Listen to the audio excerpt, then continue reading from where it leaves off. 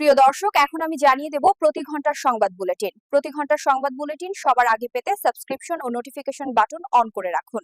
চট্টগ্রামের সীতাকুণ্ডে বিএনপির দুই গ্রুপের মধ্যে সংঘর্ষে সজীব নামে এক যুবক নিহত হয়েছে বলে অভিযোগ উঠেছে।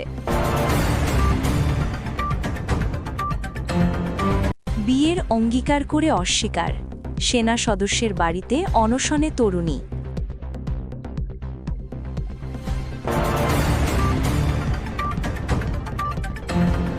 স্বামীকে বেঁধে গৃহদোকে সংঘবদ্ধ ধর্ষণের ঘটনায় ৩ জনের মৃত্যুদণ্ড।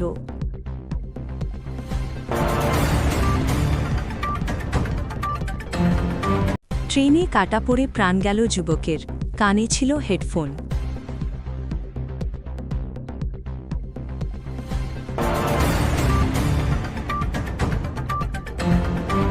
সরকারি ভ্যাকসিনে বাড়তি দাম, পকেট ভরছে কর্মকর্তাদের।